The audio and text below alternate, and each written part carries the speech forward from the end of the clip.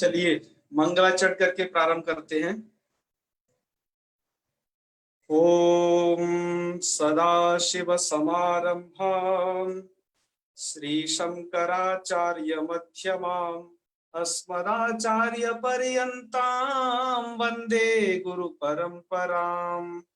वाक्यकारं वररुचिं भाष्यकारं पतंजलिं पाणिनिं सूत्रकारं च प्रणतोऽस्मि मुनित्रयम्।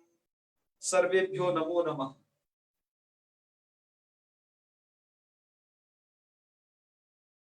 हाँ तो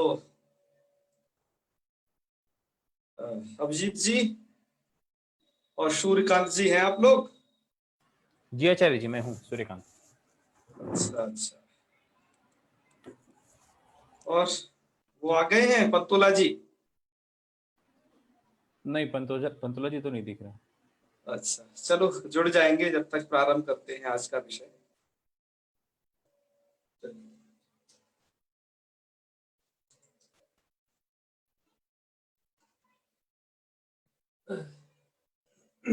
चलिए तब तो प्रारंभ करते हैं, जुड़ते जाएंगे।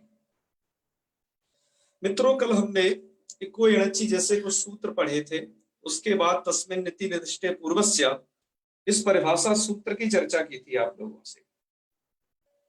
तो अब इसमें ये करना है आपको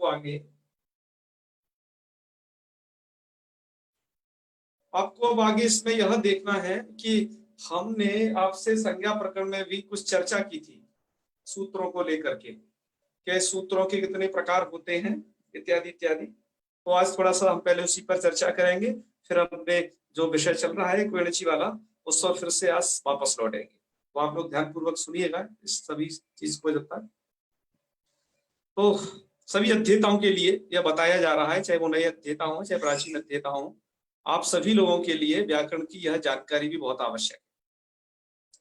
आपको जैसा कि स्लाइड में दिखाई दे रहा होगा सूत्राणाम प्रकार, ठीक है, सूत्रों के इसमें प्रकार बताए गए हैं। अर्थात सूत्रों के कितने मतलब भेद होते हैं, अर्थात पाणिनि जी ने अष्टाध्यायी में जो सूत्र प्रयुक्त किए हैं वो सूत्र कितने प्रकार के प्रयुक्त किए हैं। तो एक बार हम पहले बता भी चुके थे कि पाणिनि जी ने 6 प्रकार के सूत्र प्रयुक्त किए हैं अपने इसमें अष्टाध्यायी में। तो वो कौन कौन से हैं क्रम से, तो यह आपको श्लोक याद हो जाए तो अच्छी बात है। इसमें बताया गया है संज्ञा च परिभाषा च विधिर नियमैव च अतिदेशोधिकारश्च षड्विधम सूत्र लक्षणम। ये इस श्लोक में 6 प्रकार के सूत्र बताए गए हैं। एक सूत्र होता है संज्ञा सूत्र, आप यहाँ पर भी इसकी व्याख्या में थोड़ा थोड़ा देख रहे होंगे। संज्ञा है, फिर है परिभाषा, फिर है विधि, फिर है नियम, फिर है अतिदेश और छठवां है लास्ट अधिकार। तो ये 6 प्रकार के सूत्र हैं। जी सूर्यकांत जी, बीच बीच में अपनी ध्वनि सुनाते रहिए। जी जी, आपको हाँ हूं बीच में कुछ कहना है, थोड़े थोड़े रुक के, ठीक है ना? जी जी जी जी बिल्कुल। हाँ तो हमें लगेगा कि हाँ हाँ आप लोग हैं बढ़िया अच्छे से, राइट। तो चलिए, अब संज्ञा सूत्र किसे कहते हैं, तो उसके लिए बताया गया कि नामकरणम संज्ञा। सबसे पहला वाला प्रकार देखिए, ये नामकरणम संज्ञा, अर्थात किसी का नाम कह देना कि इसका नाम ये है, इसका नाम ये है, वो जिसका नामकरण किया जाए जिस सूत्र के द्वारा, वो संज्ञा सूत्र होता है। जैसे आपके कुछ सूत्रों के संज्ञा सूत्रों के उदाहरण दिए हैं क्योंकि हम संज्ञा प्रकरण पढ़ चुके हैं। एक हलंत्यम सूत्र है, दूसरा तुल्यास्य प्रयत्नम सवर्णम सूत्र है, एक आगे आएगा ये यचीभम। तो इसमें जो इतनी जगह थी थोड़ा, ये 3 सूत्र आपको उदाहरण के स्वरूप दे दिए गए हैं। बाकी जो संज्ञा सूत्रों की संख्या करीब 250 के करीब है पूरी अष्टाध्यायी में। और किस सूत्र की कितनी संख्या है, ये है कितनी संख्या है किस सूत्र की, इसके लिए आप डॉक्टर पुष्पा दीक्षित जी जो माता जी हैं उन्होंने अपनी अष्टाध्यायी लिखी हुई है, उसमें सबको गिना दिया है, कतिदेश सूत्र इतने हैं, संज्ञा सूत्र इतने हैं। तो आप वहां से बड़ी आसानी से इस जानकारी को प्राप्त कर सकते हो। हमने 2-3 यहाँ पर बता दिए कि संज्ञा सूत्र है, जिन्हें आप पढ़ चुके हो संज्ञा प्रकरण में। तो उसमें सबसे पहला जो सूत्र है वो है संज्ञा। आपने पढ़ा कि जो नामकरण कर दे, जैसे वो बता दे उपदेश अवस्था में जो अंत तल होंगे वो संज्ञक होंगे, संज्ञा बता दे। तुल्यास प्रयत्न में क्या बताया कि जिनके आभ्यंतर वो सॉरी जिनके तालवादी स्थान और आभ्यंतर प्रयत्न जिनके एक जैसे हो उनकी सवर्ण संज्ञा हो। तो ये जो संज्ञा करके बताते हैं किसकी ये संज्ञा हो वो संज्ञा हो, इन सब सूत्रों को कहा जाता है संज्ञा सूत्र। ठीक है सूर्यकांत जी, क्लियर हो गई होगी संज्ञा सूत्र की तो स्थिति है। आगे चलते हैं मित्रों, हम इन भेदों को इसलिए बता रहे हैं आपको फिर याद दिला दें कि हम अभी कुछ इस प्रकार के सूत्र पढ़ने वाले हैं जिसमें अभी हम इक्विवेलेंसी एक पढ़ चुके थे, उसके बाद पढ़ने वाले थे तस्मिन् नित्य निर्दिष्टे पूर्वस्य। तो हमें सूत्र जान लेने चाहिए कि सूत्रों के किस प्रकार हैं, क्योंकि वो अपने तरीके से फिर काम करते हैं, सूत्र आप उनको अच्छे से समझ पाओ। तो चलिए इस कैटेगरी पे दूसरा सूत्र है परिभाषा सूत्र। परिभाषा सूत्र क्या होता है, तो हमने थोड़ा सा इसका बहुत जगह से देखा, इसकी परिभाषा बड़ी इधर उधर जैसे तैसे मिल रही थी, हमने सोच करके यह बनाई किस प्रकार की कुछ परिभाषा ये हो सकती है परिभाषा सूत्र को पहचान करने की एक तरकीब। तो क्या है ये, विधि सूत्रस्य पथ प्रदर्शकम परिभाषा। विधि सूत्र का जो पथ प्रदर्शक हो, अर्थात विधि सूत्र के द्वारा जहां कार्य का विधान किया जा रहा है वहां पर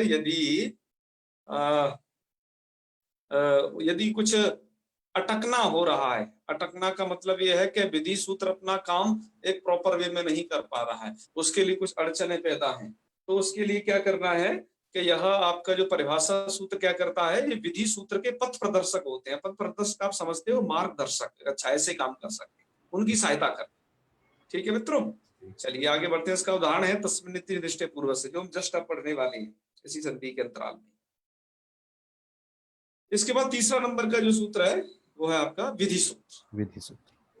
विधि सूत्र क्या होते हैं, विधि सूत्र है आपके लक्ष्य संस्कारक विधि, वो साक्षात लक्ष्य संस्कारक, अर्थात जो साक्षात लक्ष्य का संस्कार कर दें।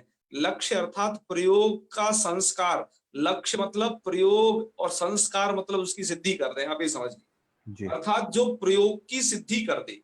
प्रयोग जैसे हम अभी स्वधिउपास्य बना रहे थे और इससे पहले बहुत सारे प्रयोगों की कल चर्चा की थी, है ना, नद्यागम और जाने क्या क्या, वो सब आप पढ़ चुके हो।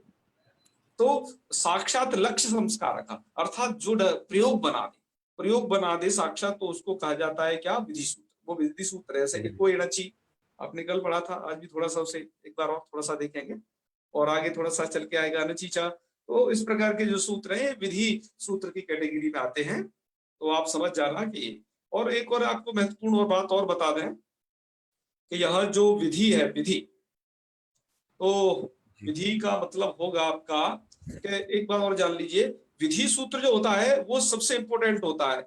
इन सब सूत्रों में जो मुख्य सूत्र है वो विधि सूत्र होता है। ये जो 6 प्रकार के आपने भेद समझे, इसमें मुख्य मान लेना ये विधि सूत्र है। अच्छा, मुख्य क्यों है? ये मुख्य इसलिए है कि कार्य का जो संपादन होता है वो विधि के द्वारा ही होता है। ठीक है ना, आपको जब कार्य करना हो तो विधि सूत्र की उसमें भूमिका रहती है, विधि सूत्र की ही सब हेल्प करते हैं सूत्र, आप ऐसे समझ लें थोड़ा सा। ठीक है ना, बाकी जो और जो बच्चे कुछ 5 सूत्र हैं वो सब इसके हेल्पर टाइप के समझिएगा, है ना, कुछ हो एक और कुछ एक आध कुछ छोड़कर। तो ये मुख्य सूत्र विधि सूत्र ही है, जहां कहीं कार्य करना होगा इसी सूत्र को करना होगा। ठीक है जी, प्रश्न बाद में लेते हैं, थोड़ा सा एक बार इनको कह लें फिर हम प्रश्न लेंगे। और फिर है चौथा नियम सूत्र। नियम सूत्र क्या होता है कि बहुत्र प्राप्त संकोचनम नियम, आप जैसी परिभाषा में देख रहे होंगे, बहुत्र प्राप्त संकोचनम नियम, अर्थात जहां पर बहुत्र प्राप्त अर्थात कोई एक सूत्र है वो बहुत ज्यादा जगह पे प्राप्त है, आप ऐसे समझिएगा। जैसे कोई यदि एक विधि सूत्र यदि ज्यादा जगह को, ज्यादा एरिया को कवर कर रहा है, ज्यादा जगह वो लग रहा है, तो उसका संकोचनम अर्थात उसको जो संकुचित कर दे, अर्थात उसके एरिया को थोड़ा समेट दे के भैया तुम इतने में न लगो, इतने में ही लग लो, ऐसा जो सूत्र कहे वो नियम सूत्र कहलाए। ठीक है, अर्थात ये जो विधि सूत्र है ना, विधि सूत्र के एरिया को जो थोड़ा कह दे भैया इतने में मत लगो, आप इतने में ही लग लो, आपका एरिया इतना है आपके लगने का स्थल, तो आप ऐसे सूत्र को नियम सूत्र समझिएगा। जैसे वो नियम सूत्र है आपके पति समास एवं, आगे अजंत पुल्लिंग प्रकरण में ये सूत्र आएगा, और एक है ये रात सस्य, दूसरा उसके बगल में ही पढ़ा गया है। तो ऐसे सूत्र किसकी कैटेगरी में आते हैं? नियम की कैटेगरी में आते हैं। और वहां पर भी एक बार इनको बता देंगे ये किस प्रकार से नियम सूत्र बन जाते हैं। तो नियम सूत्र तभी बनता है जब विधि सूत्र कोई ज्यादा एरिया में प्राप्त हो रहा हो, तो नियम सूत्र उसका क्या कर देता है, बहुत्र प्राप्त हो, बहुत ज्यादा जगह प्राप्त होने पर संकोचनम कर देता है उसका, अर्थात उसे बता देता है कि आपको इतने एरिया में लगना है, फिक्स कर देता है।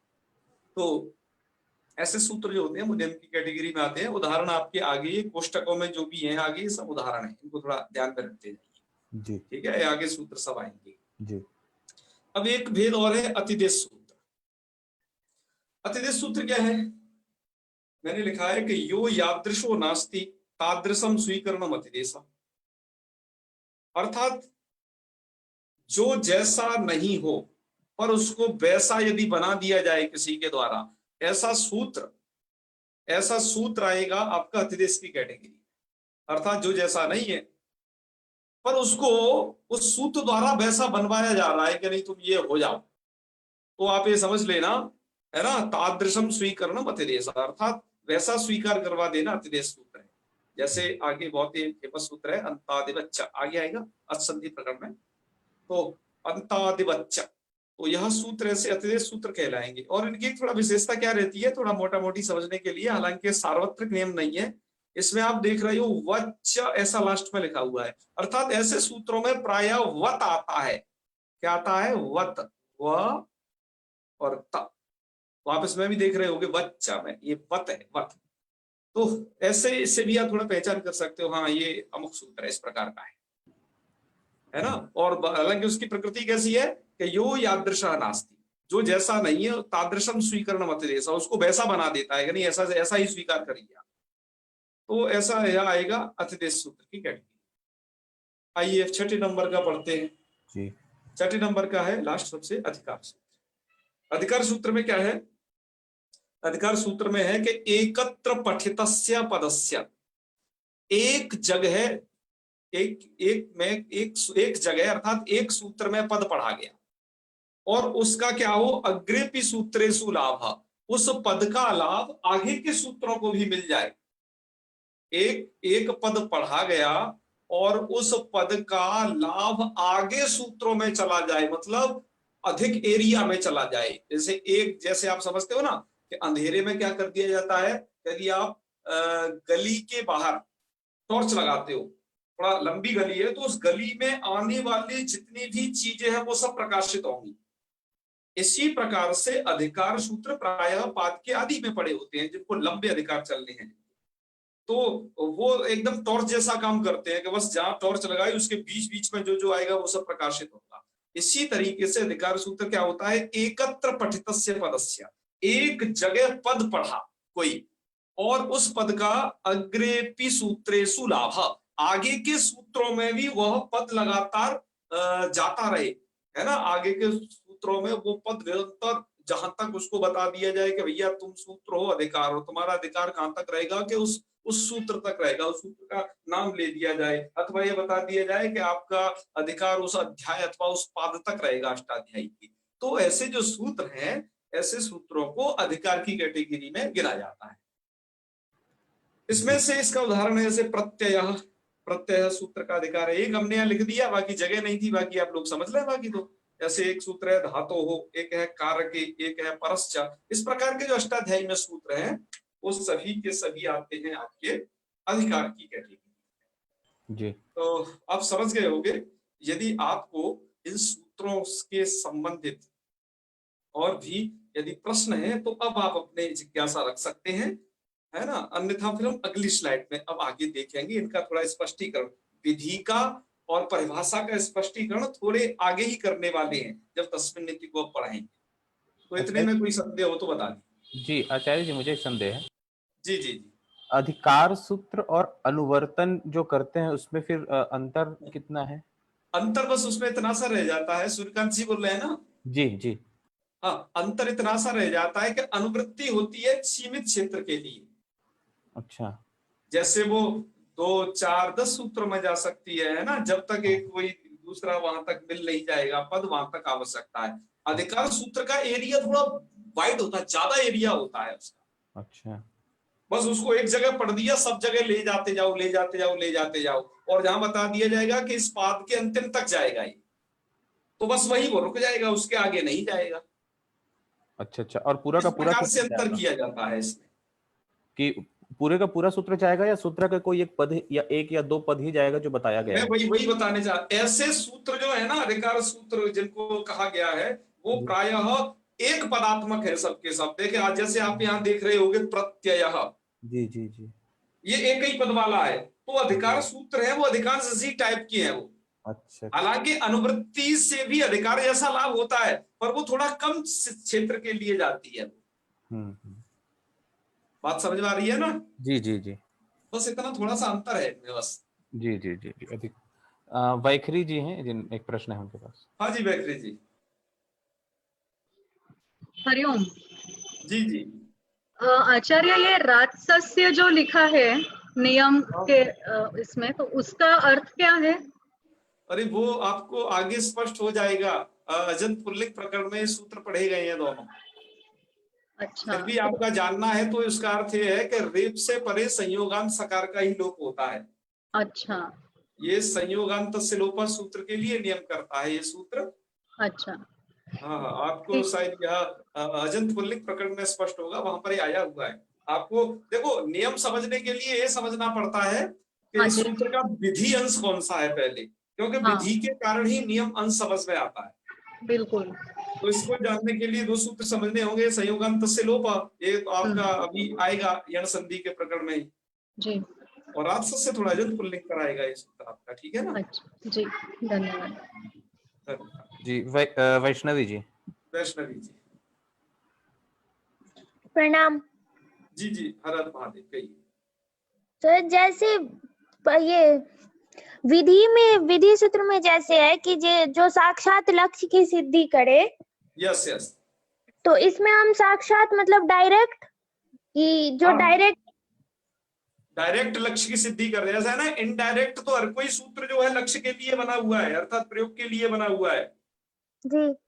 पर डायरेक्ट विधि सूत्र ही वहां पर लगता है, और बाकी जो है इसका सहायता करते हैं सभी विधि सूत्र का, ठीक, है ना? धन्यवाद। हाँ। जी जी जी। जी जी, बिल्कुल डायरेक्ट जुड़ेगा वो उससे, लक्ष्य से विधि सूत्र जो होगा। हर्ष मिश्रा जी। हाँ जी, गुरुदेव आपने बताया कि अतिदेश जो सूत्र का एक प्रकार है, वो मतलब उसे जिस प्रकार से मतलब आवश्यकता होती है उस प्रकार से तो दूसरे सूत्रों को उसमें बदल देता है, मतलब जैसे वो नहीं होते। हाँ, पर वो जिसमें बदला जाता है वो जिसे कहता है। तो जी मतलब अतिदेश भी तो मतलब एक सूत्र ही है ना, वो मतलब एक प्रकार है। अतिदेश सूत्र का प्रकार है, ऐसे सूत्रों को अतिदेश कहा जाता है कि तो इसको कहते हैं वेदांत की भाषा में अतस्मिस तद बुद्धि। जो जैसा नहीं है उसको वैसा बुद्धि समझ के काम करना। जैसे उदाहरण देखो, अतिदेश तो हम भी करते हैं बहुत सारी जगहों पर। जी जैसे कुछ लोग क्या करते हैं, तो कुत्ता पालते हैं, जी और कुत्ता पालते हैं उसको क्या कहते हैं, उसको उनमें ऐसा भाव हो जाता है कि अरे ये तो मेरे बेटे जैसा है। अच्छा, जी जी वो उनका पुत्र नहीं है, वो बेटा नहीं है। जी फिर जी, भी उसको ऐसा मान रहे हैं वो। फिर भी वो मान के चलता है, अरे ये तो मेरा बेटे जैसा है, मैं जहां जाता हूँ अथवा जाती हूँ मेरे साथ रहता है, साथ ही साथ खाते पीते हैं और बड़ा ध्यान रखता है मेरा। जी जी तो वही है कि जो जैसा नहीं है उसे वैसा मान लेना। कुत्ता पुत्र नहीं है, लेकिन पुत्रवत उसमें आपको बुद्धि हो गई। जी जी। तो तो मतलब उसका ये उन तो अब सूत्रों कुत्तों को, का भी बर्थडे मनाया जाने लगा है। जी जी, तो है ना, मतलब उसी ये मतलब परंपरा उन के चलते सूत्रों हुए। को, जी जी। उन सूत्रों का प्रयोग मतलब ये नहीं करता, मतलब दूसरों को उसमें बदल देता है। हाँ, उसको जैसी आवश्यकता है विधि सूत्र को उसको बता देता है कि नहीं यह ऐसा, आगे से समझोगे, अब अंता दिवस पर बताएंगे इसको। और एक सूत्र है बहुत फेमस, स्थान बता दे सोनल विदऊ, वहां बताएंगे। तो ये अतिदेश जी सूत्र आते रहते हैं बीच बीच में, पर इनकी संख्या कम है। जी जी, धन्यवाद। हाँ हाँ हाँ। चलिए तो चले आगे फिर। जी जी। चलिए आगे की स्लाइड में बढ़ते हैं। आप सब लोगों का इसे समझने के लिए बहुत बहुत धन्यवाद कि आपने इतने प्रेम पूर्वक इस विषय को समझा। चलिए अब आगे बढ़ते हैं। आगे हम इको एनर्जी को ही पढ़ रहे थे, उसको ही कंटिन्यू रखते हैं। चलिए आप देखिए इसे।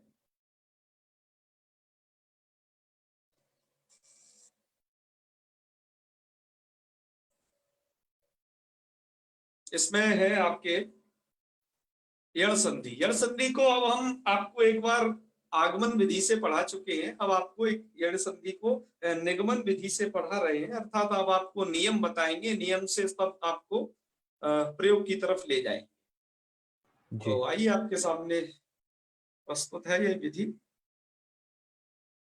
और ये सब सूत्र आपके सामने यथा। चलिए आप देख रहे होंगे सूत्र है यहाँ पर इक्को यणची। कल आप इसको पढ़े थे, इसकी तो एक बार हम जो है आवृत्ति कर देते हैं।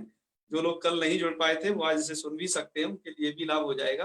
कल हमने थोड़ा क्या था कि थोड़ा स्लाइड नहीं बना पाई थी, सोचा आप लोग पता नहीं कितना समझे होगे कितने नहीं समझे होगे। मुझे लगा कहीं हवाई फायर तो नहीं हो गया हमारे द्वारा बोली हुई चीज, तो मैंने कहा और तुम्हें प्रॉपर समझाते है ना, कोई भी चीज मिस नहीं करना, क्योंकि शुरुआत की चीज को ठीक से पढ़ लो, है ना। अब क्या होता है कि मैं ये प्रयास करता हूं कि मेरी वाणी द्वारा भी विषय का प्रकाश हो, पहली चीज, और मैं चाहता हूं मैं जो स्लाइड बनाता हूं उससे भी विषय का प्रकाश हो। कुछ कमी बेसी रह जाए तो व्हाइट बोर्ड के द्वारा वह विषय और अच्छा दृढ़ हो जाए। तो 2-3-4 तरीके अपनाने पड़ते हैं और बीच बीच में आपसे संवाद भी करना पड़ता है। तो हम इन 4 तरीकों को यूज कर रहे हैं आप लोगों के लिए विषय को क्लियर करने के लिए। तो उसी का एक हिस्सा कल बचा रह गया था, मैं थोड़ा बना देते हैं शुरुआत में आप लोगों के लिए। बाद में जब आप अच्छे बोद्धा बन जाओगे, अच्छे अध्येता बन जाओगे, तब तो बस हम आपको बोलते रहेंगे, जैसे कथा व्यास प्रायः प्रवचन करते रहते हैं और जनता हाँ हूं करके सब समझती रहती है। बस ऐसे ही आप धीरे धीरे समझने लग जाओगे। तो थोड़ी सी शुरुआत की अड़चने होती हैं, क्योंकि व्याकरण को बताया गया है कि ये सिंह मुख है। सिंह क्या है, आगे से तगड़ा होता है, पीछे से बहुत हल्का। तो जहां पर सिंह मुख है ये व्याकरण, तो हम भी वहां पर अपनी प्रस्तुति सिंहवत ही रखते हैं, बढ़िया बेहतरीन से बेहतरीन, जिससे आपको प्रवेश में इसमें कोई दिक्कत ना हो जी। तो खैर आइए, एक यणची सूत्र है, सूत्र का छेद आप देख ही रहे होगे, एक यण अची है ना, 3 पद है सूत्र में ये। चलो अब कौन क्या है ये हमें नहीं बताना है कि कौन सप्तमी पंचमी है, आप समझ जाओगे जब अजंत पुल्लिंग पढ़ोगे, जिसकी जरूरत पड़ेगी वही बताएंगे। सूत्र का अर्थ ये बनता है, आपके पास वृत्ति होगी सूत्र की, वहां पर लिखा हुआ है इकह स्थाने, या जो ब्लैक है ना, ये आपकी ग्रंथ की मूल पंक्तियां हैं जो लघु सिद्धांत कौमुदी में दी हुई है। मैं इसको थोड़ा हिंदी में लिख दिया है आप लोगों के शौकर्य के लिए। इकह स्थाने अर्थात इक के स्थान पर, यण स्यात् अर्थात यण हो, ठीक है। और इसमें एक पद है अची, अची भी साथ में जुड़ा हुआ है। इस अची पद का अर्थ क्या है, अच समीप अथवा अच परे रहते, दोनों में से आप अर्थ कर लीजिएगा, या तो अच परे रहते कर लीजिएगा जो आपकी किताबों में दिया गया है, बाकी आप क्या करिएगा अच समीप रहते, ठीक है। हाँ क्या होता है, ये यणादेश हो जाता है, पर कब, संहितायाम विषय। तो संहिता का विषय क्या होता है, तो वही है वर्णों की अत्यंत समीपता के विषय में। यहाँ पर की छूट गया है, की लगा लीजिएगा, वर्णों की अतिशय समीपता के विषय में। जब वर्णों की अत्यंत समीपता हो तो उसके विषय में क्या हो जाता है, एक स्थान पर यणादेश हो जाता है जी। तो कल तक हमारी अब बात ये, आपने सूत्र का अर्थ पढ़ लिया था। इस सूत्र में लेकिन कुछ समस्या रह गई थी मित्रों, अब सब समस्याओं को आपको बताते हैं। क्या समस्या रह गई थी, तो अब ये देखो नीचे हमने सुदीपा से लिखा भी हुआ है। हमने सूत्र का अर्थ किया था अभी, इक के स्थान पर यण होता है, थोड़ा सा ऐसे कर लेते हैं जी, इक के स्थान पर यण होता है, ठीक है ना जी। तो सुधी में कितने अक्षर हैं आपको यहाँ दिखाई दे रहे होंगे, ये सब के सब जी 3। ये हर एक को अलग अलग करके हमने लिख दिया है, जिससे आपको, वैसे आप लोग बहुत सारे अलग अलग करना सीख गए हैं, नहीं सीख लीजिए, आपको एक वर्णों में जानना ही जरूरी है इसके लिए, ठीक है ना। तो इतने सारे एक हैं। अच्छा हमें इसमें क्या करना है, सुधी उपास्य में ये सूत्र कहता है इक के स्थान पर यण। तो चलिए आइए इसमें से एक ढूंढे। तो सूर्यकांत जी इसमें एक कितने हैं, आप थोड़ा देखिएगा, यहाँ जो बताया गया है एक कितने हैं, एकों को गिनिए जी। ऊ है, ई है और पूर्व में, हाँ और पर में अगर देखें तो फिर ऊ है और बस ऊ है। ऊ है और उसके बाद धा के बाद ई है एक। जी, पूर्व में ऊ और ई। हाँ, और वो एक उपास्य का ऊ है, मतलब एक तो जी। सा के बाद ऊ है जी ये वाला, जी एक धा के बाद ई है और एक उपास्य का ऊ है। जी ये तीन एक हैं आपके पास। सूत्र भी ये कह रहा है, सूत्र की सीधी सीधी बात लगाते जाना कि एक के स्थान पर यण हो। जी तो एक के स्थान पर यण हो का मतलब इतने सारे तीन एक मिल गए, क्या सबके स्थान पर यण हो जाए? कि नहीं नहीं, अभी सूत्रकार का भी और बच गया है, केवल इतना ही अर्थ थोड़ी ना एक के स्थान पर यण हो। सूत्र में भी ये भी है, एक के स्थान पर यण हो पर कब? अच समीप रहते। क्या जी। लिखा है? अच्छे समीप रहते। तो अब बताइए, इन एकों से अच समीप है कि नहीं? जैसे आपने ये तीन एक थे, जी। तो इनसे अच समीप है कि नहीं?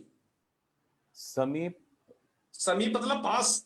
मतलब हाँ, अर्ध मात्रा बस गिनेंगे कि किसी को भी गिन सकते हैं? हाँ बिल्कुल, सबके समीप में है, एक दूसरे की समीपता तो है ही। हाँ, कम से कम अर्ध मात्रा की दूरी में तो है ही। बिल्कुल समीपता है सबकी। जी। चलो, तुम्हारी ये भी शर्त घट गई कि एक के स्थान पर यण हो, अच समीप में रहते, तो अच समीप में है ही है, जी। तो क्या हो जाता है? अनियम हो गया। अच समीप में है सर्वत्र, जी तो मतलब यण यण हो सकता है अब तो। ठीक है, जी और वर्णों की अत्यंत सन्निधि को भी घटा ही लेते हैं थोड़ी देर में इसको भी। ठीक है, जी। और आपको बता दिए हैं कि संधि वहीं पर होगी जब वर्ण अत्यंत पास पास हो, अर्धमात्रा का गैप होगा बस तभी, है ना?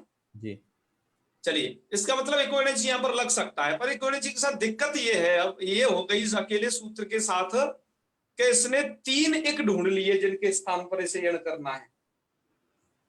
तो ये तो दिक्कत है, हमें तो किसी एक के पे ही करना है, तो तीन तीन ढूंढ बैठा है। जी। तो काजी है जो सूत्र है ना इसका, इस सूत्र का अर्थ है आधा आदि। मित्रों याद रखना, इक्विवेलेंसी विधि सूत्र है, अभी पीछे बता चुके हैं, विधि सूत्रों में इसको गिनवा चुके थे, है ना? स्लाइड को भूल मत जाना, देख लेना। और अब ये दूसरा सूत्र इसकी सहायता करने के लिए आ गया, तस्मिन् निति निर्दिष्टे पूर्वस्य। कौन सूत्र है ये? तस्मिन् निति निर्दिष्टे पूर्वस्य, परिभाषा सूत्र है। परिभाषा सूत्रों का क्या काम होता था? कि वो अपने विधि सूत्रों की सहायता करेंगे। जी बताया था ना अभी पिछली स्लाइड में ही। जी।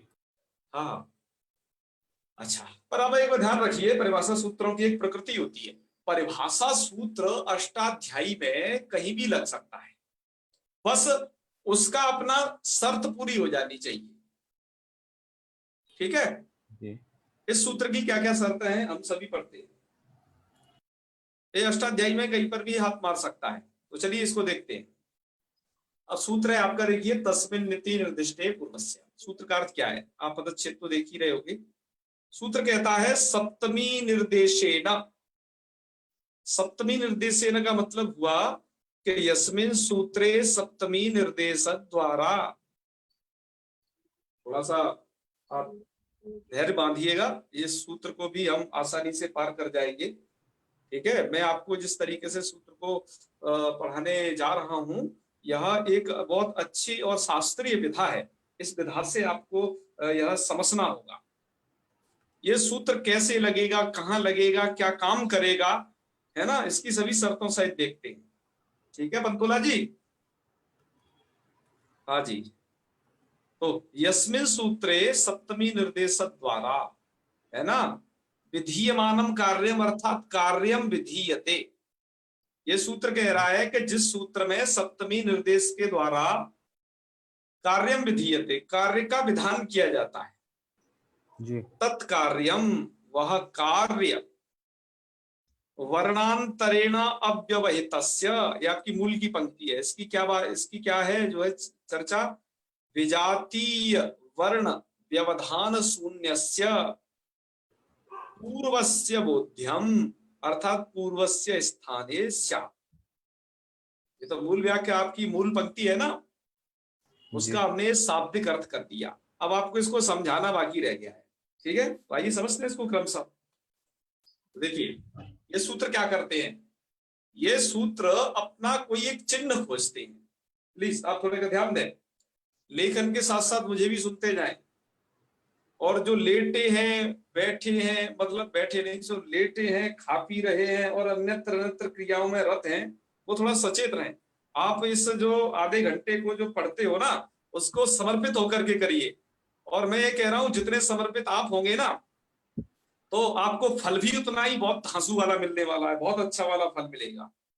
तो बस मैं आप लोगों से यही कहता हूं कि बड़े श्रम पूर्वक आप ये आधा घंटा दो। नेताजी सुभाष चंद्र बोस जी क्या कहते थे, तुम मुझे खून दो, मैं तुम्हें आजादी दूंगा। और मैं आपसे कहता हूं, आप मुझे ये आधा घंटा दो, बिना लेटे खाए पिए सोए हुए, और मैं आपको लघु सिद्धांत कौमुदी दूंगा। ठीक है, तो याद रखिएगा, थोड़ा सा आपको एकदम ऐसा ही व्यवहार करना है क्लास को पढ़ते वक्त, जैसा आप एकदम शांत चित्त होकर के अपनी कक्षा में पढ़ते हो, तब उस तरीके का ही। ओ चलिए, सूत्र का यह कहता है, सप्तमी निर्देशेन विधीयमानम कार्यम, अर्थात सप्तमी निर्देश के द्वारा विधीयमानम कार्यम, अर्थात जिस कार्य का विधान किया जाए। अब ये तो बड़ी धांसू बात कह दी इसने कि सप्तमी निर्देशेन। मैंने आपसे कहा परिभाषा सूत्र करते हैं अपने विधि सूत्रों की सहायता, ये तस्मिन् नित्य निष्ठे पूर्व से परिभाषा सूत्र है। अब परिभाषा सूत्र क्या होते हैं, आप ध्यान रखिए। परिभाषा सूत्र अपने चिन्ह को देखते हैं और अपने उस चिन्ह को देखते हुए वहीं पर लग जाते हैं। परिभाषा सूत्र इस टाइप के होते हैं कि जो ऐसा नहीं कि उनका अनुवृत्ति क्रम हो कि उसके बाद उसमें जाएंगे, उसके बाद उसमें। परिभाषा सूत्र अपने चिन्ह को जिस सूत्र में देख लेगा, चाहे वो सूत्र अष्टाध्यायी के किसी भी पाद में, किसी भी अध्याय में पड़ा हो, बस ये सूत्र क्या कर देगा कि उस चिन्ह को यदि देख लेगा तो तत्काल उसके साथ जुड़ जाएगा। क्या कर देगा? तत्काल उसके साथ ये जुड़ जाएगा कि हाँ भाई ये चीज। जैसे क्या होता है, जैसे आजकल आम का सीजन चल रहा है, आपके आंगन के पेड़ में, आपके आंगन में समझो एक आम का पेड़ लगा हुआ है, और उस पर आम यदि बंदर को दिख गए तो बंदर तुरंत आएंगे। इसी तरीके से तस्मिन् नित्य दृष्टे पूर्वस्य, अपने किसी चिन्ह को देखेगा, जैसे बंदर आम को देखता था, ऐसे ही ये एक चिन्ह को देखेगा। उस चिन्ह को देख करके ही ये उन सूत्रों में प्रवृत्त होगा, उन सूत्रों की सहायता करेगा। तो चलिए, ये सूत्र क्या देखता है? ये सूत्र देखता है कि जिस सूत्र में सप्तमी का निर्देश हो, ध्यान दीजिए, सप्तमी निर्देशेन, जिस सूत्र में सप्तमी निर्देश किया गया है, तो आप पहचानोगे कैसे? कुछ तो ऐसे लोग हैं कि जिन्होंने संस्कृत का सभी अभी ठीक से नहीं जाना होगा, वो सप्तमी का निर्देश क्या समझेंगे अभी शुरुआत में।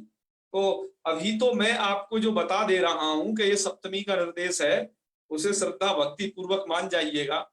और जब आप अजंत पुल्लिंग प्रकरण पढ़ोगे संधि प्रकरण के बाद, तो आप वाकई में समझ जाया करोगे कि हाँ ये ऐसा सप्तमी है। ये मित्रों, आपने ये बालका बालको बालका इत्यादि बहुत सारे रूप जो सुने होंगे, है ये अकारांत शब्द हैं, कुछ इकारांत होते हैं, इसी प्रकार से कुछ हलंत शब्द होते हैं। तो उनकी तुमने देखा होगा प्रथमा द्वितीया तृतीया पंचमी, ये सब ऐसे सप्तमी निर्देश। सप्तमी निर्देश का मतलब यहाँ पर यह है कि जो जिस सूत्र में सप्तमी विभक्ति हो, ध्यान दो, तस्मिन् नित्य निर्दिष्टे पूर्व से क्या देखेगा, क्या चिन्ह देखेगा कि जिस सूत्र में सप्तमी विभक्ति हो, तो सप्तमी के द्वारा विधीयमानम कार्यम, है ना, अर्थात यस्मिन् सूत्रे सप्तमी निर्देशेन अर्थात सप्तमी निर्देश द्वारा कार्यम विधीयते, जिस सूत्र में सप्तमी निर्देश के द्वारा कार्य का विधान किया जाता है। चलिए अब आइए हम खोजते हैं। सबसे पहले सप्तमी निर्देश को ही खोजेंगे। हमने देखा जी इको यणची में जो ये अची है, ध्यान से देख रहे हो, ये यण प्लस अची हमने यहाँ मिला के लिखा हुआ है, ये सप्तमी का निर्देश है। सप्तमी का निर्देश है का मतलब ये सप्तमी विभक्ति का रूप है। इस सूत्र को अब आप समझ लीजिए, तस्मिन् नित्य निर्दिष्टे पूर्व से सूत्र को, किसी सूत्र में यदि सप्तमी विभक्ति यदि दिख जाती है, तो ये सूत्र क्या करता है? सप्तमी निर्देशेन विधीयमानम कार्यम, सप्तमी निर्देश के द्वारा यदि कोई सूत्र कार्य का विधान कर रहा है, तो एको एणची सूत्र, देखो सप्तमी कहाँ है? एको एणची में अची नाम का ये पद, ठीक है ना। अच्छा, और उस सूत्र के द्वारा अर्थात एको एणची द्वारा किस कार्य का विधान किया जा रहा है? तो उस सूत्र के द्वारा एक के स्थान पर यण कार्य का विधान किया जा रहा है जी, समझ रहे होगे। तो सप्तमी निर्देशेन विधीयमानम कार्यम, अर्थात सप्तमी का निर्देश जिस सूत्र में हो और वो सूत्र किस कार्य का विधान कर रहा है। तो चलिए, आपने मेरी बात समझ पा रहे होगे सूर्यकांत जी? जी जी और बाकी अन्य सभी लोग समझ पा रहे हो ना? जी, बोलिए भाई साहब, बोलिए। हाँ, अच्छा, हाँ पंतोला जी, सप्तमी कहाँ है कोई अची सूत्र में? अची में। अची में सप्तमी हो गई ना? तो जी सप्तमी निर्देश के द्वारा, इस सूत्र के द्वारा क्या कार्य का विधान हो रहा है? जी, एक अची द्वारा क्या कार्य विधान होता है? एक के स्थान पर यण हो जाते हैं। यण का कार्य विधान होता है। तो आप सूत्र का अर्थ घटाते जाइएगा तस्मिन् नीति का, कि यस्मिन् जी। सूत्रे सप्तमी निर्देश द्वारा, जिस सूत्र में सप्तमी के निर्देश द्वारा यत जी। कार्यम है, जो कार्य विधान किया जाता है, तत्कार्यम, वह कार्य कब होता है?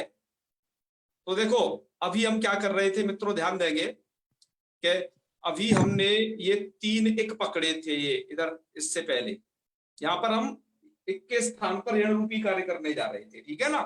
तो अब जी। क्या होगा, सप्तमी निर्देश के द्वारा जिस कार्य का विधान हो, तो यण का विधान है यहाँ पर, तो वह कार्य क्या होगा? वर्णांतरेण अव्यवहितस्य, अर्थात विजातीय वर्ण व्यवधान शून्यस्य, अर्थात वह कार्य जो होगा वो विजातीय वर्णों के व्यवधान से रहित को होगा। पहले नंबर पे वो कार्य क्या होगा? पहला चीज क्या है? विजातीय वर्ण का व्यवधान से रहित होना चाहिए वो। और भाई समझते हैं विजातीय वर्ण का व्यवधान ये क्या चीज होती है, ठीक है? जी आइए जी। अब आपको समझाते हैं। यहाँ पर विजातीय वर्णांतर वर्ण व्यवधान शून्य क्या है, इसको समझाते हैं आपको। यहाँ आप थोड़ा इस स्लाइड में देखिएगा, हमने अभी 3 एक मान के चले थे, ये और एक ये। अभी हम कह रहे थे कि नहीं अच समीप में है, तो समीपता क्या मान रहे थे कि इस वाले ऊ से अच में अच समीप है, ये वाला ई, ठीक है? और इस वाले ई से अच समीप है ये वाला ऊ, और इस वाले ऊ से अच समीप है ये आ। इस तरीके से अभी हमें जो ये हो रहा था, अर्थात एक के स्थान पर जो यण हो रहा था, वो संभावना ये थी कि इन 3 जगह हो सकता है। समझ रहे हो? ऊ के स्थान पर पहला, और ई के स्थान पर, और फिर ऊ यहां हो सकता है वो, क्योंकि 3 एक है अपने, और सबके समीप में अच है। लेकिन जब ये बात हो गई कि विजातीय वर्ण व्यवधान शून्य से, है ना, अर्थात विजातीय वर्ण का व्यवधान नहीं बीच में होना चाहिए। और मित्रों क्या हो रहा था, जो हम इस वाले ऊ को एक मान रहे थे और इस वाली ई को अच समीप मान रहे थे, लेकिन बीच में बैठा हुआ है ये आपका धा, ये विजातीय है। विजातीय का मतलब यह है कि यह एक और अच में से कुछ भी नहीं है, ये तो हल है। तो विजातीय का व्यवधान मिल गया। क्या मिल गया यहाँ पर? विजातीय का व्यवधान। तो विजातीय का व्यवधान मिलने से क्या होगा? अब इस वाले ऊ के स्थान पर हो पाएगा यणादेश? नहीं। क्यों? क्योंकि जो यण रूपी आदेश होगा वो विजातीय वर्ण व्यवधान से रहित होगा, पहली बात, ठीक है? अच्छा, इस वाले ऊ से ये वाला, वो इस वाले ई से जो ये वाला ऊ अच परे है, यहाँ पर एक के बाद जो अच मिल रहा है वो और बीच में किसी विजातीय का व्यवधान नहीं है, बीच में कोई वर्ण नहीं है, ठीक है ना? ये प्लस का चिन्ह कोई वर्ण नहीं होता, ये बात जाने रहना। जी जी। अच्छा, पर अच्छा, अब इसका मतलब ये निश्चित हो गया कि हमारा जो काम होना है वो इस ई के स्थान पर होना सुनिश्चित हो पाएगा। पर एक बात अभी और रह गई, वो क्या बात है कि अब उपास्य का जो ऊ है, इसके बाद हम इस आ को भी उसके समीप मान रहे थे, तो यहाँ भी पर विजातीय का व्यवधान है, बीच में यहाँ भी पा का व्यवधान है, तो ये क्या हो गया? विजातीय का व्यवधान हो गया। विजातीय का व्यवधान होने से क्या होगा? यह ऊ कट जाएगा और ये वाला ऊ कट जाएगा, इनके स्थान पर यणादेश नहीं हो सकेगा, क्योंकि यहाँ एक जगह धा का व्यवधान मिल गया, एक जगह पा का व्यवधान मिल गया, इनसे डायरेक्ट अच परे नहीं मिला, बीच में ये घुस गया प और यहाँ पर ये धा घुस गया, है ना? अच की समीपता जो मिली वो व्यवधान वाली मिली, आप ये समझिएगा। पर होना क्या चाहिए? अब आप इस बात को समझ गए होंगे। इसका मतलब जो कोई काम होगा वो यहां पर होगा, ई के स्थान पर, है ना? जी। अच्छा, तो अच के समीप जो होता है, एक के स्थान पर जो होगा अच के समीप पर, वो पूर्व को होता है। एक बात और कहता है पूर्वस्य बोध्यम, अर्थात वो कार्य पूर्व को होता है। तो इसलिए क्या होगा यहाँ पर, जो अब इन दोनों में से देखा जाए है तो ये दोनों एक, पर पूर्व में कौन है? पूर्व में है ये वाला ई, तो इस ई के स्थान पर यणादेश होगा। इतनी बात अब निकल के सामने आई, इतनी व्याख्या के बाद। एक बार मैं इसको व्याख्या को रिवर्स कर रहा हूं, बस 30 सेकंड में इस व्याख्या को पुनः कहता हूं, फिर ध्यान से सुन लीजिएगा, एक बार। अभी तक ये समस्या आ गई थी इक्वैची सूत्र को पढ़ने के बाद कि हमारे पास 3 एक मिल गए थे, इनमें योग्यता थी कि इनके स्थान पर यण हो जाए, पर मित्रों 3 के स्थान पर तो हो नहीं सकता, होगा किसी एक के स्थान पर ही। ये तो दिक्कत हो गई। तो इस सूत्र की सहायता करने के लिए तस्मिन् नित्य निर्दिष्टे पूर्व से सूत्र आया। तस्मिन् नित्य निर्दिष्टे पूर्व से सूत्र करता क्या है कि एक चीज देखता है, ये सप्तमी का निर्देश जिस सूत्र में होगा, तो सप्तमी इसने ये देखी कि अच्छी सप्तमी है कोई अच्छी, तो जिस सूत्र में सप्तमी विभक्ति ये देखेगा, सूत्र वहां क्या काम करेगा, और सरल आपको कह रहे हैं इस बात, वहां पर ये क्या काम करेगा। हमने देखो यहाँ पर 2 गोले बनाए हुए हैं कि ये अव्यवहितस्य और पूर्वस्य, इन 2 पदों को, अर्थात ये जो 2 पद आपको दिखाई दे रहे हैं अव्यवहितस्य पूर्वस्य, इन 2 पदों को गिफ्ट कर देगा। किस सूत्र को? इक्वैची सूत्र को। ध्यान दीजिए मैं क्या बता रहा हूं। यह सूत्र क्या कह देगा कि जिस सूत्र में सप्तमी हो और सप्तमी के तो द्वारा वहां जिस कार्य का विधान किया जा रहा है वो अव्यवहितस्य और पूर्वस्य, ये 2 चीज मिल जाएंगी उस सूत्र के साथ। अर्थात तो अब यहां पर निकलेगा क्या, एक के स्थान पर जो यणादेश होगा वो अव्यवहित पूर्व को होगा, ठीक है ना। वो क्या होगा? अव्यवहित पूर्व को वह यणादेश होगा, अर्थात वर्णों का व्यवधान विजातीय का बीच में नहीं रहेगा, ऐसे पूर्व को वो यणादेश होगा। तो अब क्या हुआ, इस सूत्र ने तस्मिन् निति ने सहायता की इक्वैची की। इक्वैची का अभी तक आपने जो अर्थ दे पहले पढ़ा था, केवल एक स्थाने यण स्याद अच्छी संवितायाम विषय, इतना पढ़ा था मात्र। अब जब इस सूत्र की से सहायता मिली, इक्वैची को जब तस्मिन् निति की सहायता मिली, तो क्या हो गया, इस सूत्र ने अपने अर्थ को और परिष्कृत कर लिया। क्यों? क्योंकि अब तस्मिन् निति सूत्र जब उस सूत्र की सहायता करेगा अच्छी सप्तमी को देख करके, इस चिन्ह को देख करके, तो 2 पद गिफ्ट कर देगा जो हमने यहाँ गोला में बनाए हुए हैं, वो इक्वैची को गिफ्ट करेगा। तो गिफ्ट उसको वो दे देगा, तो उसका अर्थ क्या बनेगा उस सूत्र का? उस सूत्र का अर्थ फिर क्या बनेगा वो हमने देखो यहाँ पर ये येलो कलर में लिखा हुआ है पूरा अर्थ, ठीक है। कि अब इसमें क्या हो रहा है, देखो मैंने जो येलो कलर में लिखा है, इन दोनों सूत्रों का मिलके अर्थ है। ध्यान दीजिए, जब इक्वैची की सूत्र ने सहायता की तस्मिन् निति ने, तो दोनों का मिलके क्या अर्थ बनेगा। मित्रों मैं आपको बता रहा हूं कि लघु सिद्धांत कौमुदी में परिभाषा सूत्रों का विधि सूत्रों के साथ मिलकर के अर्थ किया जाता है। एक प्रणाली है पहली कि मिलके अर्थ किया जाता है, और या फिर अलग अलग भी अर्थ किया जाता है। जैसे यहाँ पर आपने देखा कि इक्वैची का एक अलग अर्थ पहले कर दिया, बाद में तस्मिन् निति अलग से दिया, उसका एक अलग अर्थ कर दिया। गुरुजी ये सूत्र याद करने पड़ेंगे क्या हम लोगों को? अब ये तो आप पर निर्भर है, आप कैसे कार्य कर सकते हो। क्यों? यदि आपको दूसरे को समझाना है तो कैसे समझा पाओगे बताओ, बिना याद किए हुए या फिर याद किए हुए कैसे समझाओगे? वही कह रहा था मैं, मतलब कुछ तो करना होगा ना जब यहाँ पर है। जी ये तो आपको याद तत्काल हो जाएंगे। आपको याद में कोई दिक्कत तो नहीं आ रही ना? याद में कोई दिक्कत आए तो बता देना, शंख पुष्पी और ब्राह्मी पिला देंगे आपको, ठीक है। एकदम बढ़िया से याद होगा, चिंता ना करिए, गर्मी के मौसम में भी। ये तो घर ही है, लॉकडाउन में हो जाएगा याद गुरुजी। अरे कुछ भी नहीं याद करने में। जब देखो मैं एक बात और बताऊं, जब आप किसी चीज को समझ लेते हो ना, तो आपको वो याद होना स्वतः प्रारंभ हो जाती है। आपका वो इच्छा का विषय होना चाहिए, नहीं है मुझे अच्छा लगता है तो याद हो जाएगा आपको। क्यों जी? जी। तो मैं जिस विषय को समझा रहा हूँ थोड़ा सा समझिए, थोड़ा सा यह विषय बड़ा ही परिपक्व विषय है आज का। मैं इस विधि को मैंने आपको बताया कि सूत्रों का जो अर्थ किया जाता है 2 विधाएं, परिभाषा सूत्रों का विधि सूत्रों के साथ कभी तो मिल के अर्थ किया जाता है दोनों का एक साथ। ऐसा आप आगे देखोगे सत्या, जब संयोगान्तस्य लोपा सूत्र पढ़ोगे अपनी किताब में। तब एक विधा ये है कि नहीं अलग अलग अर्थ किया जाता है। आपकी किताब में यहाँ पर इक्विवेलेंसी का अलग अर्थ किया गया है, तस्मिन्निति का अलग अर्थ किया गया है, लेकिन अब हमने वो भी विधा आपको बता दी है जब दोनों का मिलकर अर्थ किया जाता है, जो हम आपको बता रहे हैं कि तस्मिन्निति अच्छी पद को देखेगा कहाँ, जहां पर पूरी अष्टाध्यायी में खोजेगा वो तो, पर इक्विवेलेंसी में भी उसे अच्छी पद मिल जाएगा। अच्छी पद को देख करके ये दो विषय दो चीज देगा उस सूत्र को। क्या देगा?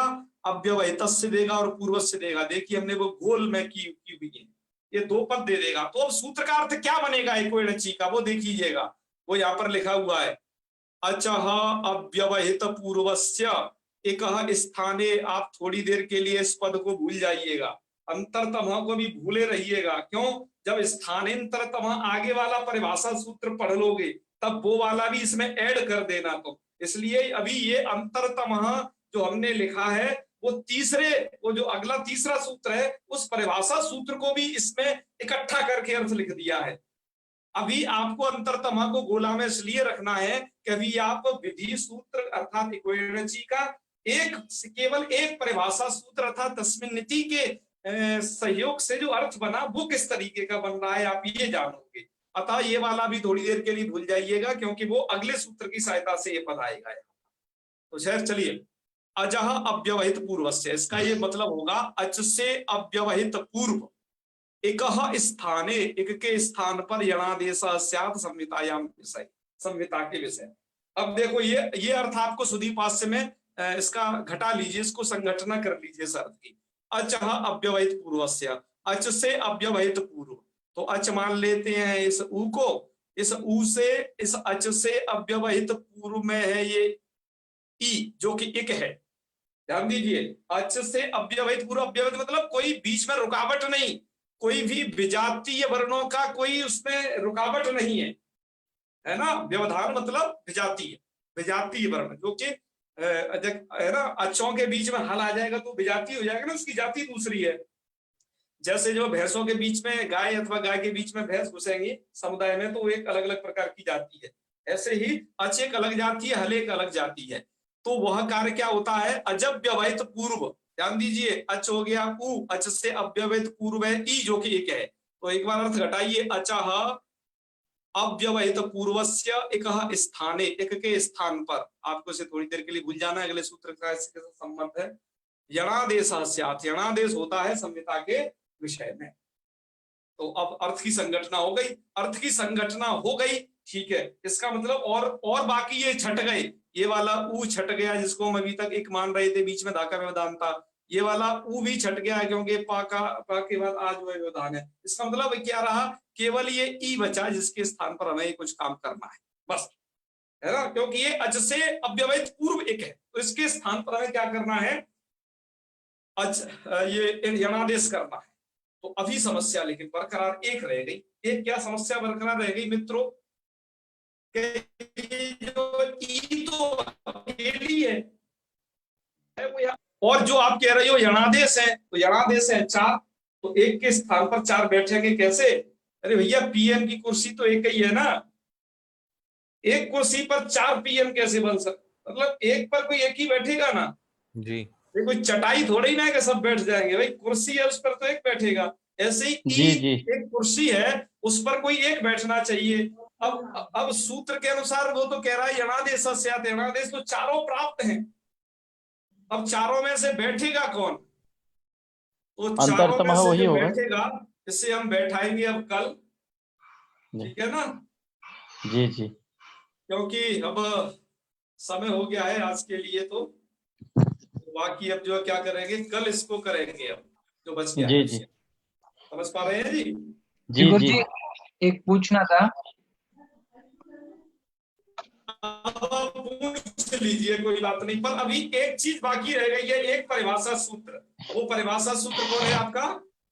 स्थानांतरतम। अगला अभी मैं आपको आज मैं आगे, हालांकि आगे तक तैयारी थी पर समय हो गया आपको समझाते समझाते, तो आप पूछ लीजिए अब जो है। नहीं, इसमें अभी 16 नंबर का जो सूत्र है ना, उसमें पूर्वस्य स्थाने स्यात्, अभी ये जो है ना अव्यवहित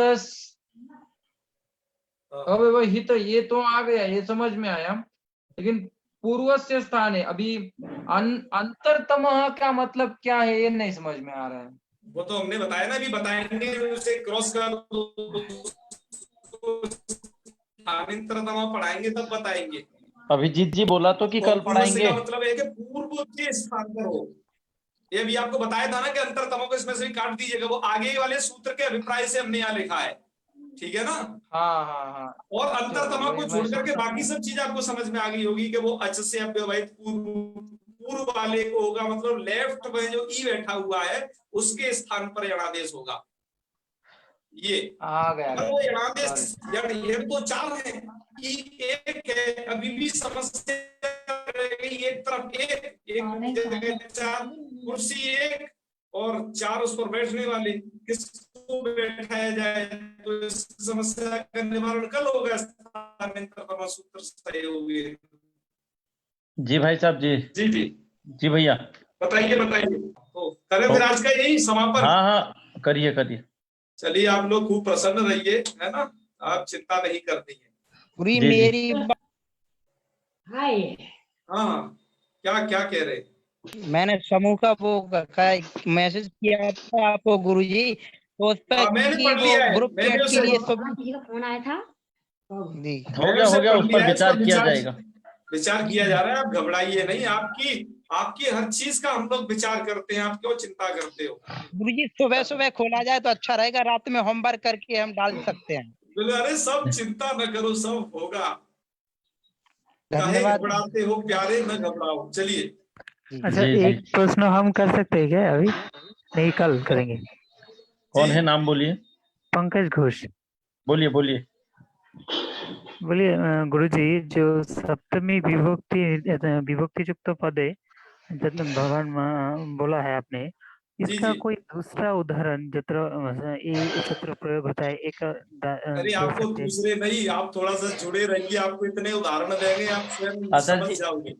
आचार्य जी हाँ भैया। हाँ जी जी जी। हेलो।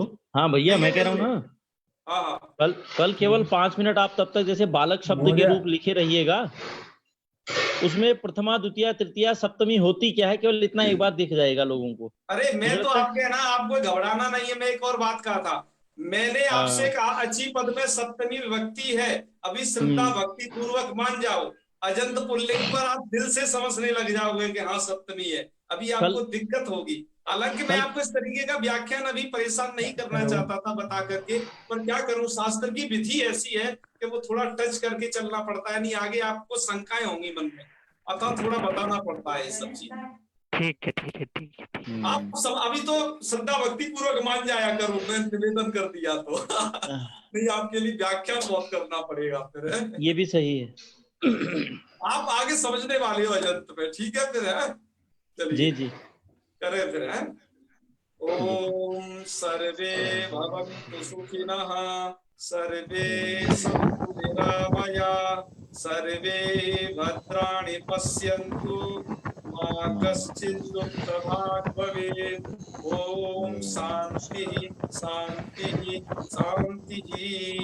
सर्वेभ्यो नमो नमः। शुभ रात्रि। नमो नमः शुभ रात्रि।